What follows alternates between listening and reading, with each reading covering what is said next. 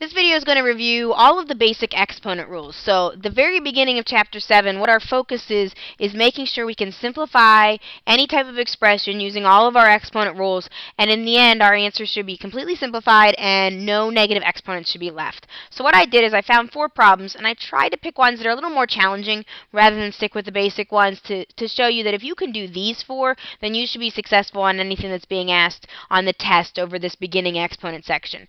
So we're going to start with the first one. And this one's going to review the idea that when you have a negative exponent outside of a fraction, the first thing that you want to do is flip that fraction. So I'm going to right away write this as 3z to the 5th over 2x to the negative 2 y to the 3rd cubed. I want to get that negative exponent that's around everything and get rid of that by flipping the fraction. The next thing I'm going to do is I'm going to apply the exponent everywhere. We think of it as almost like distributing that power everywhere. So I want to take 3 cubed, which is 27. I want to take z to the 5th cube. I multiply exponents, I get z to the 15th. On the bottom, I want to take 2 cubed, so I get 8. X to the negative 2 to the 3rd, you multiply powers, you get x to the negative 6th. And then finally y to the 3rd, you multiply powers, you get y to the 9th.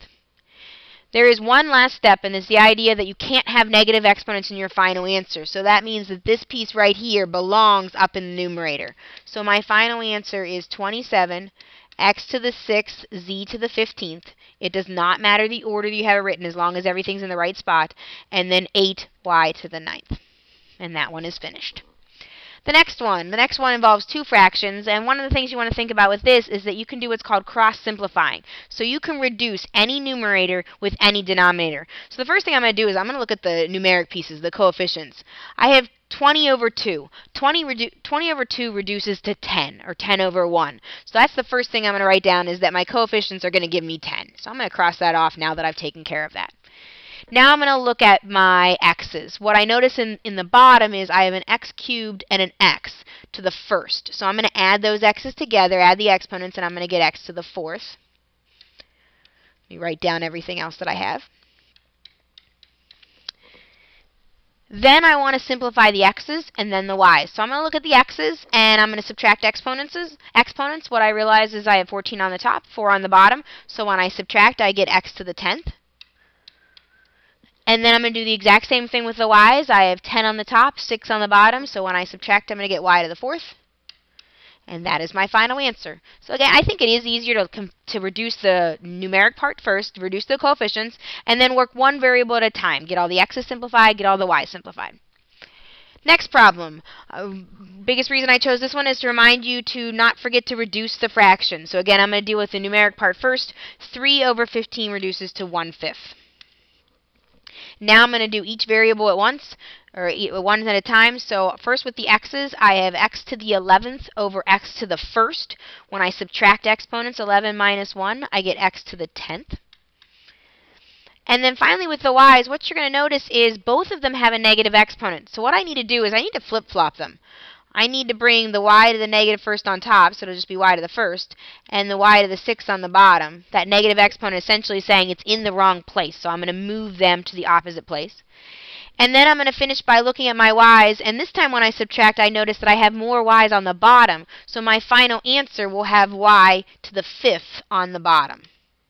You always want to think at wherever we have the most of that variable, that's where your leftovers belong. So I have 6 y's on the bottom, I have 1 y on the top. That means I have 5 left over and they belong in the denominator. That one is finished. If you don't write the 1 there, if you just write an x to the 10th on the top, that would also be correct. It would be the same answer. The last one, probably the most challenging, tried to finish with one that has the biggest variety of things happening here. First thing I'm going to do with the first fraction is apply that exponent everywhere. So I'm going to take 2 to the 3rd power, which is 8, and then x to the 3rd power, y to the 3rd power over z to the 12th power. When I look at the next fraction, it's going to be a lot like the very first one we did on this video, which is I have a negative exponent that has to flip the entire fraction. So I'm going to write it as y to the 4th over 3z to the 3rd x to the negative 1 squared. You'll notice the x still has a negative power. I haven't dealt with that yet. All I've done is take the outer exponent and flip everything because it was negative.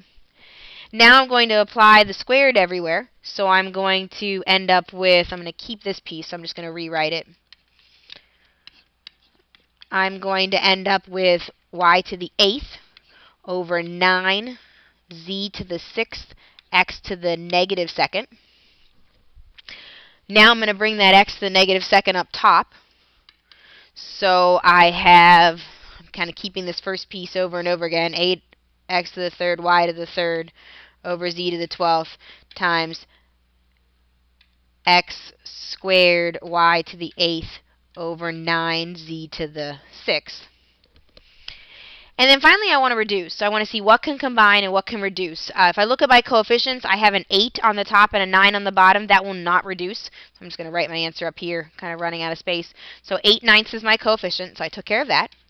Then I'm going to look at the x's. I have an x cubed and an x squared, both in the numerator, so I'm going to add their exponents and give me x to the 5th in the numerator.